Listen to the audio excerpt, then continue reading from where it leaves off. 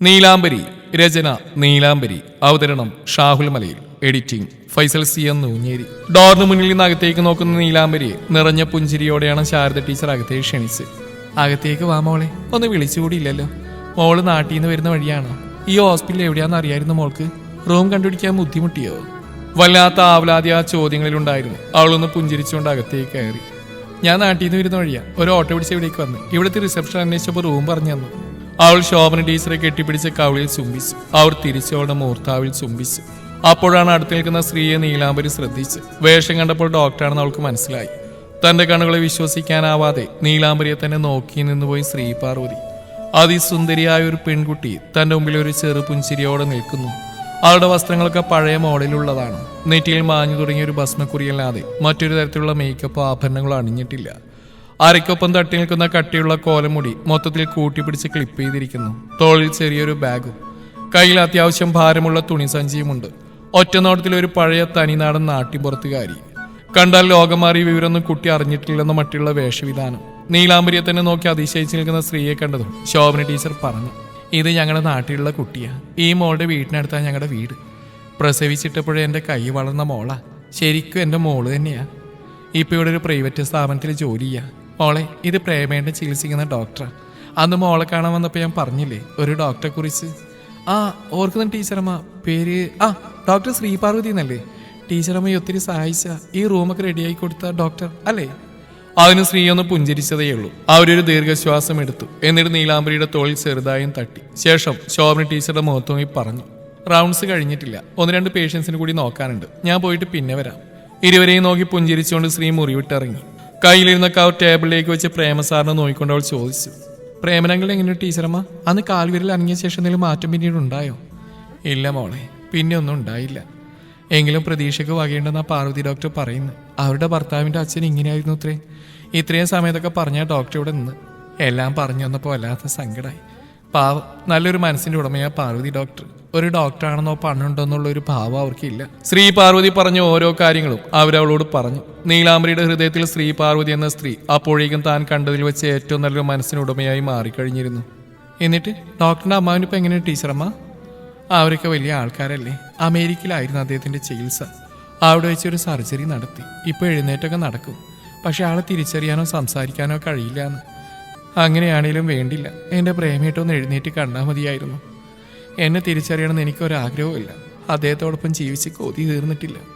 നിറകണ്ണുകളോടെ വിദൂരതയിലേക്ക് നോക്കി തൻ്റെ പഴയ ജീവിതം മുന്നിൽ കണ്ട പോലെ പറയുന്ന ശോഭന ടീച്ചറെ അവൾ സങ്കടത്തോടെ നോക്കി. ആദ്യമൊക്കെ കുട്ടികളുണ്ടാവാത്തിൽ എനിക്ക് വലിയ ദുഃഖമായിരുന്നു. സ്കൂളിലെ കുട്ടികളൊക്കെ എൻ്റെ സ്വന്തം മക്കളെ പോലെയാണ് ഞാൻ കാണാറ്. എൻ്റെ ദുഃഖം കാണുമ്പോഴെല്ലാം പ്രേമേട്ടനോട് പറയായിരുന്നു, നിനക്ക് താലോലിക്കാനും ഊട്ടി വളർത്താനും ഒരു കുഞ്ഞിനെ പോലെ ഞാനുണ്ടല്ലോ എന്ന്. ഇനി നമുക്കെന്തിനാ മറ്റൊരു കുഞ്ഞെന്ന്? നിനക്ക് ഞാനും എനിക്ക് നീയും മതിയെന്ന്. അറം പറ്റണ പോലെ ആയിപ്പോയില്ല വാക്കുകളൊക്കെ. ഒരു കുഞ്ഞിനെ പോലെ തന്നെ എനിക്ക് അദ്ദേഹത്തെ നോക്കേണ്ടി വന്നില്ലേ ഭഗവാനെ? ബെഡിൽ ജീവത്സവം പോലെ കിടക്കുന്ന പ്രേമസാറിനെ നോക്കി അവർ പൊട്ടി പൊട്ടി കരഞ്ഞു. ടീച്ചറമ്മ കരയില്ലേ? നീലാംബരി അവരെ ചേർത്ത് പിടിച്ചു. അവൾക്ക് ആശ്വസിപ്പിക്കാൻ വാക്കുകൾ കിട്ടിയിരുന്നില്ല. അറം പറ്റിയ വാക്കുകൾ തന്നെയാ മോളെ. അന്ന് മക്കൾ കൂടി ഉണ്ടായിരുന്നെങ്കിൽ ഇപ്പം എൻ്റെ പ്രേമേട്ടൻ്റെ കാര്യങ്ങൾ എനിക്ക് ഇതുപോലെ നോക്കാൻ കഴിയില്ലായിരുന്നു. എനിക്കിനി മുന്നും പിന്നും നോക്കാനില്ലായിട്ടാ എല്ലാം വിറ്റുപെറുക്കി അദ്ദേഹത്തെ ഞാൻ ചികിത്സിച്ച്.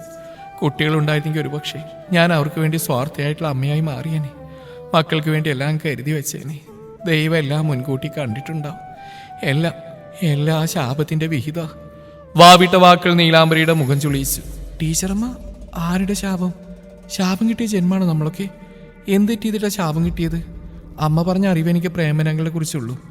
കിട്ടുന്ന ശമ്പളത്തിന്റെ 3/4 ഭാഗവും പാവപ്പെട്ട കുട്ടികളുടെ പഠന ചെലവിനും പ്രായമായി പോയെന്ന ഒറ്റക്കാരണം കൊണ്ട് ഉറ്റവരുടയവരെ ഉപേക്ഷിച്ച് അനാഥാക്കപ്പെട്ടവർക്ക് ചികിത്സാ സഹായത്തിനൊക്കെ ചെലവാക്കുമായിരുന്ന അദ്ദേഹത്തിന് എന്ത് ശാപ കിട്ടിയത്?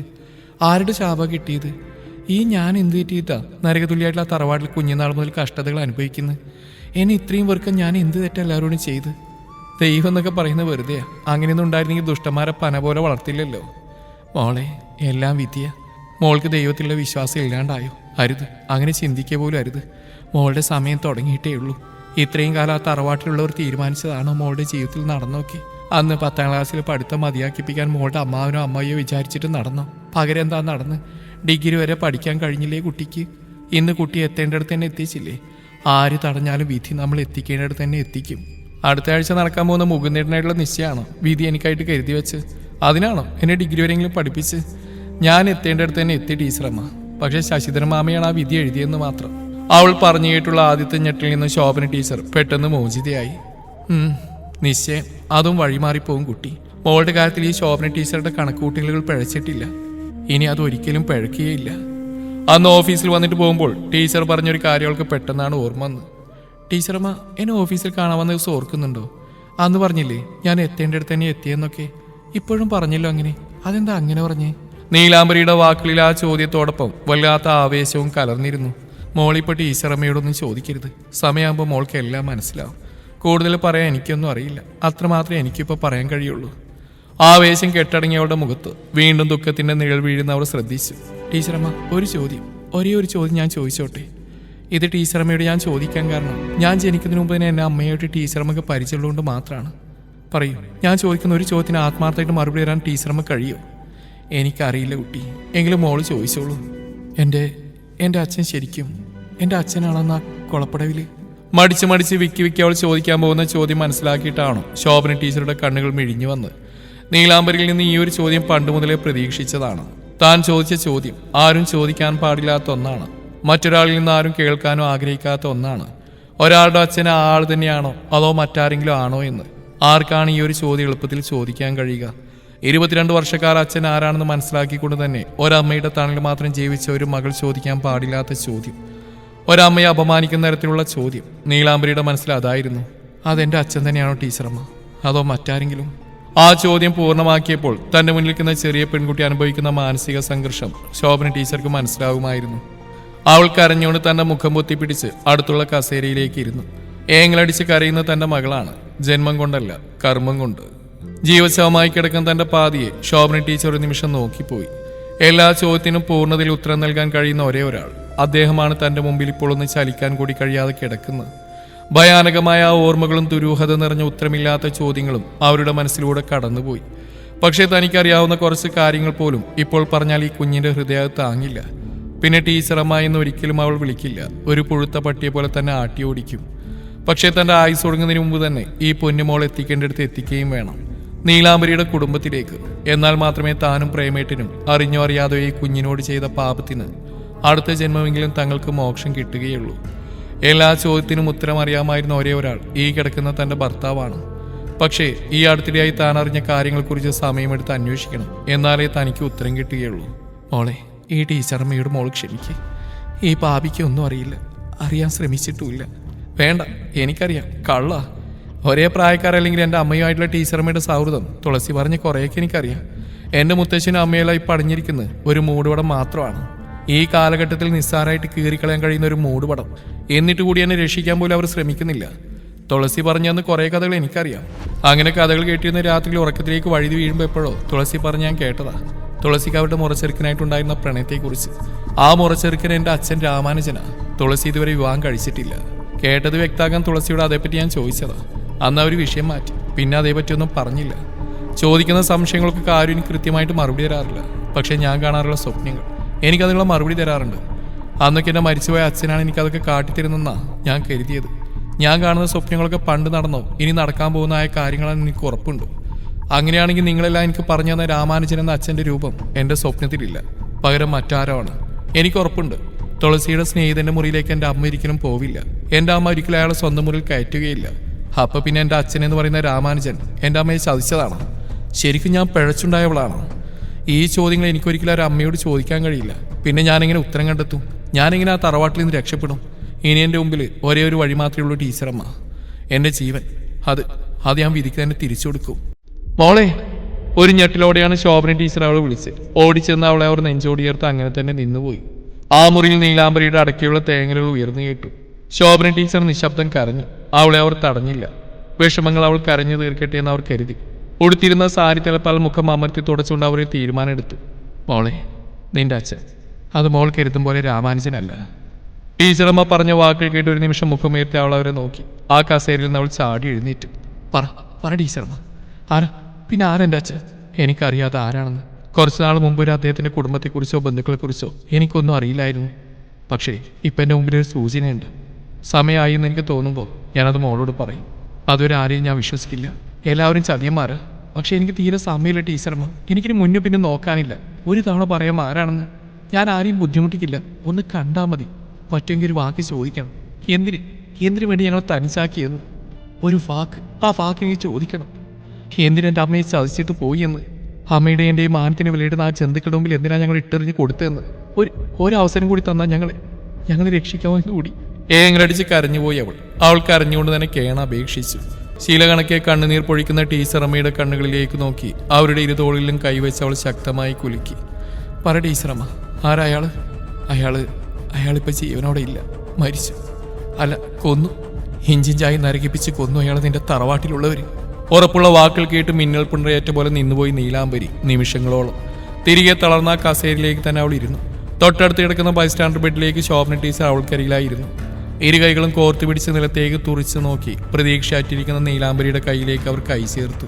മോളെ നീല, മോളുടെ അമ്മയ്ക്കോ എനിക്കോ കൃത്യമായിട്ട് അറിയാത്തൊരു കാര്യമാണത്. ആകെ അതൊക്കെ നേരിൽ കണ്ട രണ്ട് വ്യക്തികളിൽ ഒരാളാണ് ഈ കിടക്കുന്ന പ്രേമേട്ടനും, പിന്നെ മറ്റൊരാൾ രാമാനുജനും. കൊല്ലപ്പെട്ടു എന്നല്ലാതെ അദ്ദേഹത്തിന്റെ ശേഷിപ്പുകൾ പോലും. നീലാംബരി കൈകൾ ഉയർത്തി അവരെ തടഞ്ഞു. മതി ടീച്ചറമ്മ, എനിക്കിനി ഒന്നും അറിയണമെന്നില്ല. എൻ്റെ അമ്മയും മുത്തശ്ശനൊക്കെ ഭയക്കുന്ന ആ മരണമായിരിക്കും.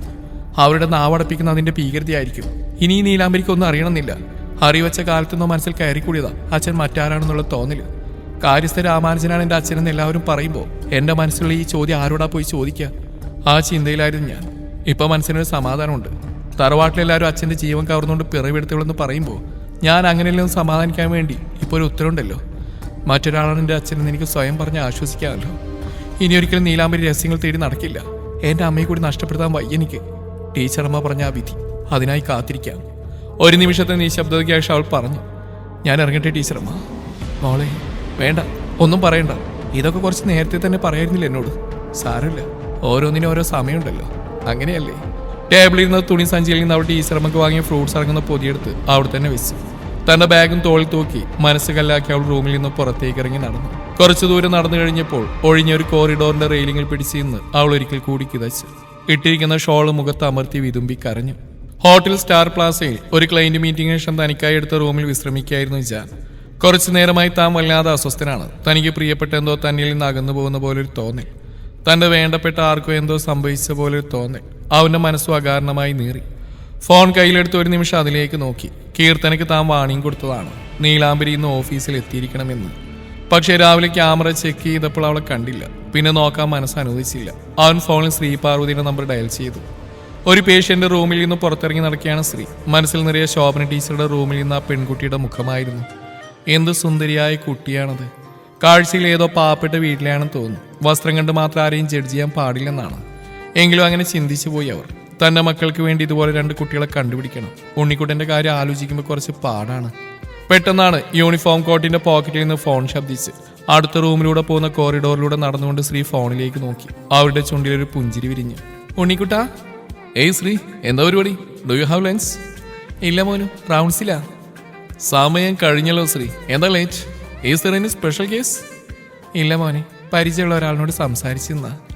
മമ്മ, എന്തോ ഒരു സൗണ്ടൊക്കെ വല്ലാതെ. അറിയോ okay? Is there any problem? No മോനു, ഐ ആം ഫൈൻ. മോൻ ഫുഡ് കഴിച്ചോ? ഓഫീസിലാണോ? പിന്നെ ആ കുട്ടി വന്നോ? വി ചൈൽഡ്?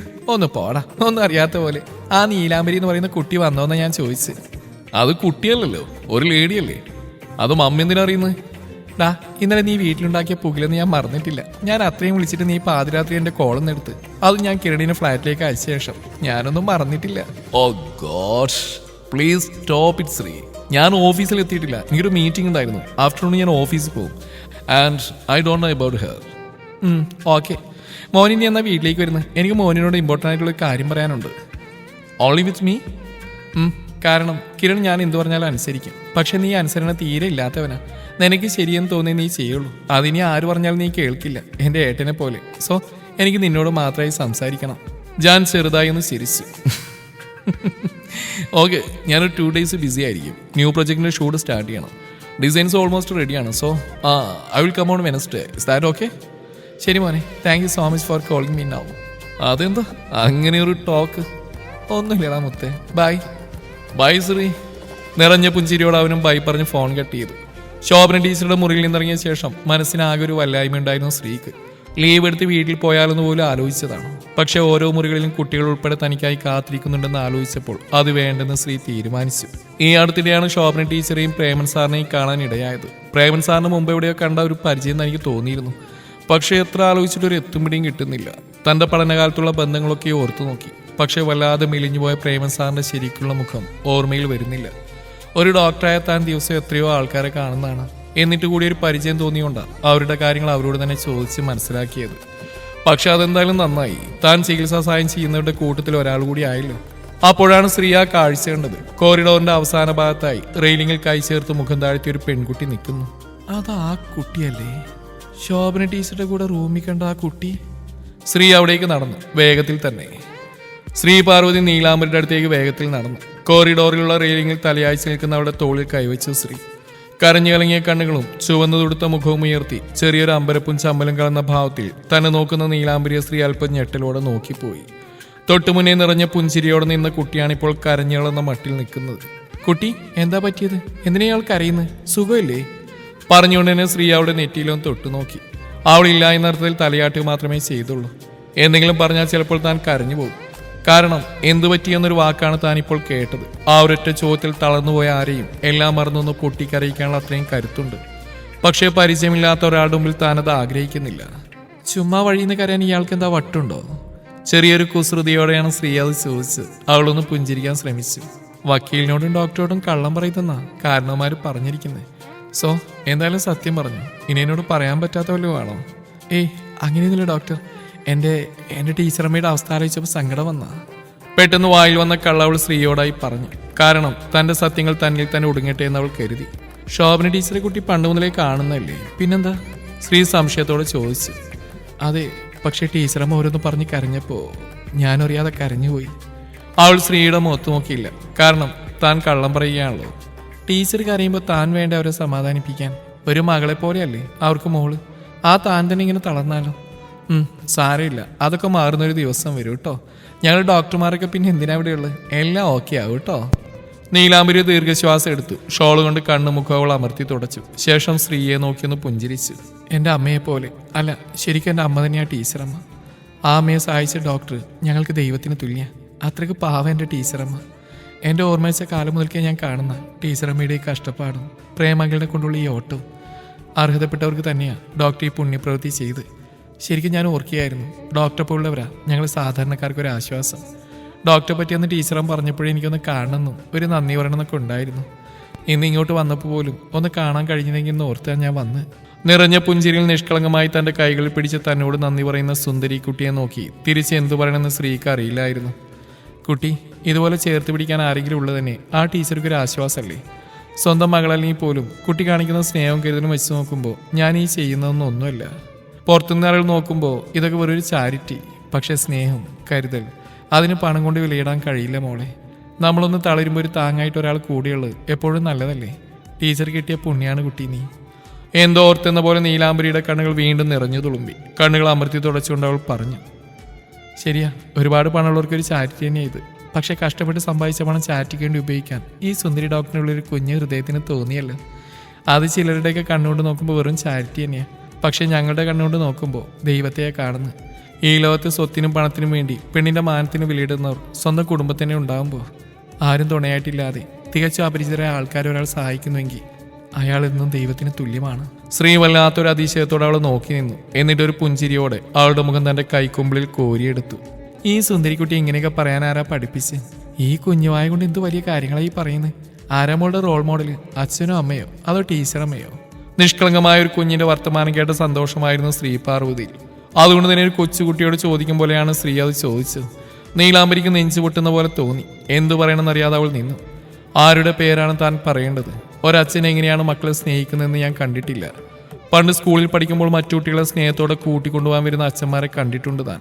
അല്ലാതെ ഒരു കുഞ്ഞിന്റെ ജീവിതത്തിൽ ഒരു അച്ഛനെ എങ്ങനെ സ്വാധീനം ചെലുത്താൻ കഴിയുമെന്നോ ആ അച്ഛന്റെ കരുതലും സ്നേഹം എത്രമാത്രമാണെന്നോ തനിക്കറിയില്ല. പിന്നെ അമ്മ എന്ത് ചോദിച്ചാലും എപ്പോഴും മൗനം മാത്രമാണ് അമ്മയിൽ താൻ കണ്ടിട്ടുള്ളത്. ഒന്നുകിൽ ദയനീയ ഭാവം, അല്ലെങ്കിൽ തികഞ്ഞ സങ്കടം. ഇതിനപ്പുറം ഒന്ന് പൊട്ടിച്ചിരിക്കുന്ന പോലും താൻ കണ്ടിട്ടില്ല. അതുകൊണ്ട് തന്നെ അമ്മയോട് തനിക്ക് തികഞ്ഞ സ്നേഹവും കരുതലുമാണ്. അമ്മ തളരുമ്പോൾ താൻ താങ്ങി നിർത്താറുണ്ട്.